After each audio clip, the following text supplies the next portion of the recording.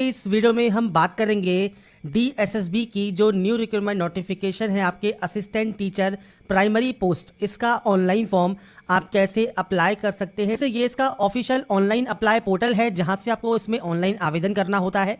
यहाँ पर एक रजिस्ट्रेशन टैब है, एक आपका लॉगिन टैब है। अगर आपने इस पोर्टल पर पहले से रजिस्ट्रेशन किया हुआ है तो आपको simply click to sign in वाले ऑप्शन पर क्लिक करना है। आपका जो भी डेट ऑफ बर्थ है, 10th का रोल नंबर है, 10th का पासिंग ईयर है, वो डालकर आप लॉगिन कर सकते हैं। पासवर्ड भूल गए हैं तो फॉरगेट पासवर्ड कर सकते हैं और उसके बाद आप लॉगिन करके अप्लाई कर पाएंगे। पर मान लीजिए आपने आज तक यहाँ पर कोई भी रजिस्ट्रेशन नहीं किया है तो आपको click for new registration tab मिलता है, आप इस टैब पर क्लिक कर देंगे। इस पर क्लिक करने के बाद आपके सामने कुछ इस तरह का इंटरफेस आएगा जहाँ पर देखिए कुछ इंस्ट्रक्शंस दिए गए हैं। ये ध्यान रखिएगा, जो रोल नंबर आप क्लास 10 का फिल करेंगे, जैसे यहाँ पर सैंपल आपको दिया गया है तो इसमें देखिए आपको अल्फ़ाबेट भी मिलते हैं और न्यूमेरिकल वैल्यू भी मिलती है। तो आपको जो वैल्यू पुट करनी है वो केवल अल्फ़ाबेट आपको नहीं करने, ओनली न्यूमेरिकल वैल्यू करनी है। ये चीज़ आपको ध्यान रखनी है। आप यहाँ पर कोई भी प्रीफिक्स या जीरो आप यहाँ पर एंटर नहीं करेंगे, आपको यहाँ पर इसका भी सैंपल देखने को मिल जाता है। तो आपको जो ये गाइडलाइन दी गई है, ये आपको जो गाइडलाइन है ये आपको फॉलो करनी है। इसके बाद यहाँ पर देखिए कुछ बेसिक जानकारी है। सबसे पहले आपका नाम है, तो आपका फ्रेंड्स जो मार्कशीट है उसके अकॉर्डिंग आपका जो भी नाम है वो आप यहाँ पर एंटर करेंगे और इस नाम को आपको यहाँ पर जो है वेरीफाई करना है, दोबारा से रीटाइप करना है।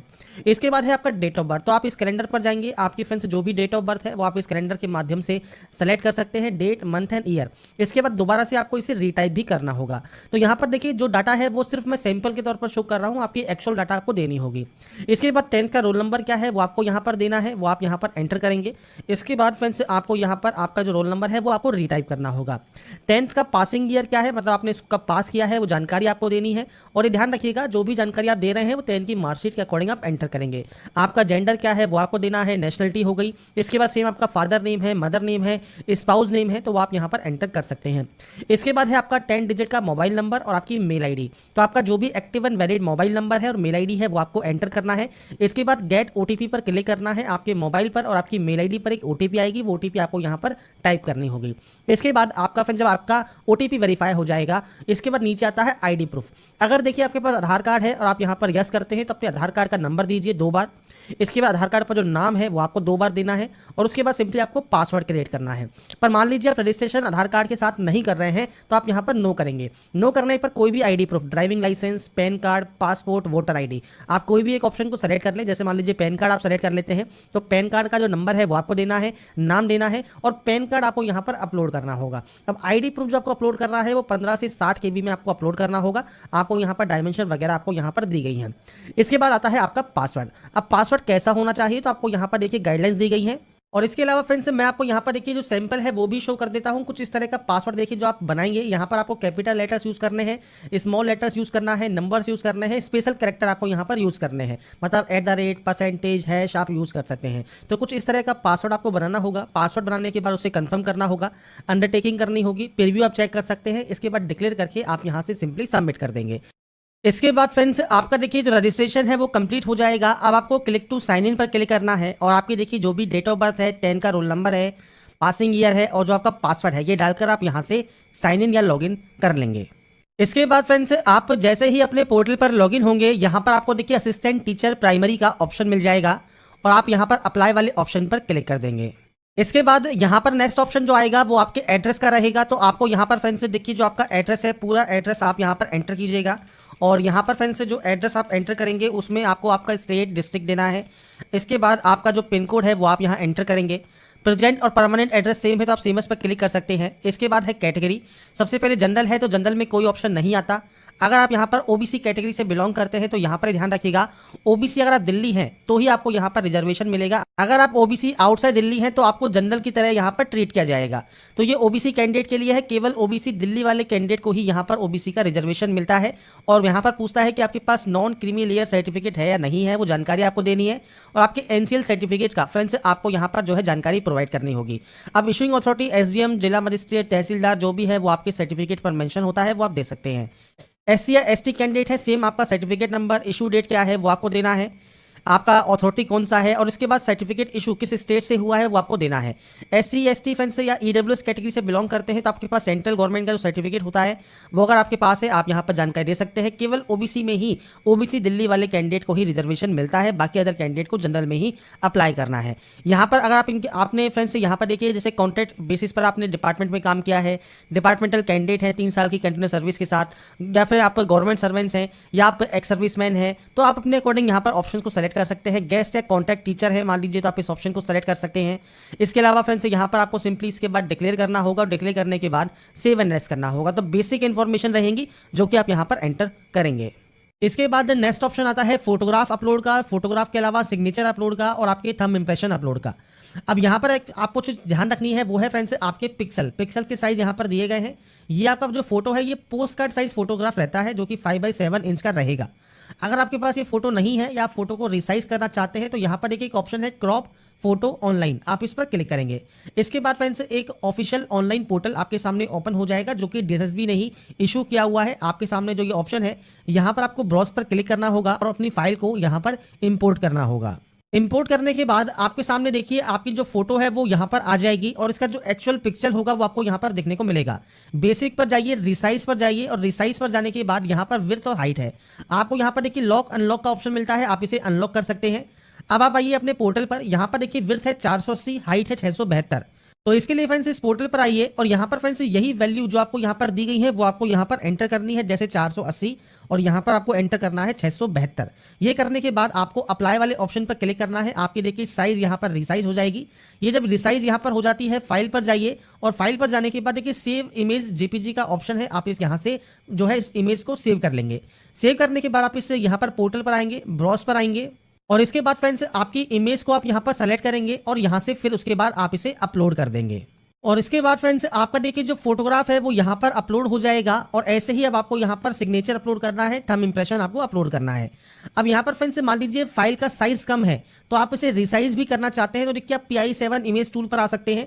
PI7 पर आने के बाद इंक्रीज इमेज साइज का ऑप्शन रहेगा, आप इस ऑप्शन को सेलेक्ट करेंगे, आपकी इमेज को सेलेक्ट करेंगे और उसके बाद जो भी आपको साइज चाहिए 50 KB 40 KB जो भी आपको साइज चाहिए आप इंक्रीज साइज यहाँ से कर सकते हैं और आपकी जो फाइल का साइज है वो इंक्रीज हो जाएगा। ऐसे ही मान लीजिए अब आपको सिग्नेचर यहाँ पर जो है आपको अपलोड करना है या फ्रेंड्स आपको थंब इंप्रेशन आपको अपलोड करना है तो ब्राउज पर क्लिक करके फाइल को सेलेक्ट करके अपलोड कर सकते हैं। क्रॉप अगर करना है तो आपको सेम यहाँ पर क्रॉप सिग्नेचर का ऑप्शन मिल जाता है, आपके सिग्नेचर को आप यहाँ पर इंपोर्ट कर लेंगे। सिग्नेचर यहाँ पर इंपोर्ट करने के बाद सेम आपको फ्रेंड्स यही करना है जैसे यहाँ पर कहा गया है 140 110। तो यहाँ पर आपको जो वैल्यू पुट करनी है बेसिक पर जाकर रिसाइज पर जाकर यहाँ पर आपको एंटर करना है 140 और यहाँ पर आपको एंटर करना है 110। अब यहाँ से इसे अनलॉक कर दीजिए और उसके बाद इसको यहाँ पर 110 कर दीजिए, अप्लाई कर दीजिए। फाइल देखिए आपकी अप्लाई हो जाएगी। फाइल पर जाइए, सेव एज JPG कर लीजिए और उसके बाद यहाँ पर अपलोड कर दीजिए।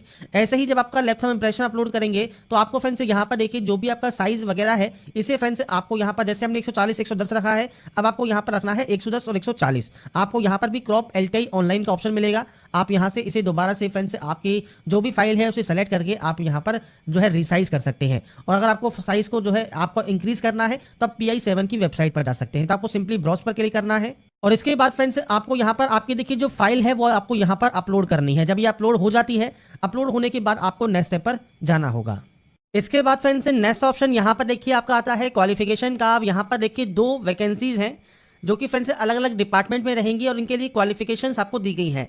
अगर आप दोनों ही क्वालिफिकेशंस को फुलफिल करते हैं तो आप दोनों ऑप्शंस को यहाँ पर टिक कर सकते हैं और उसके बाद आप सेव एंड नेक्स्ट कर सकते हैं। अगर आप केवल एक ही पोस्ट के लिए आवेदन करना चाहते हैं तो केवल आप एक ही ऑप्शन को सेलेक्ट कर सकते हैं, जिस भी ऑप्शन को आप अप्लाई करना चाहें, और उसके बाद आप सेव एंड नेक्स्ट कर पाएंगे।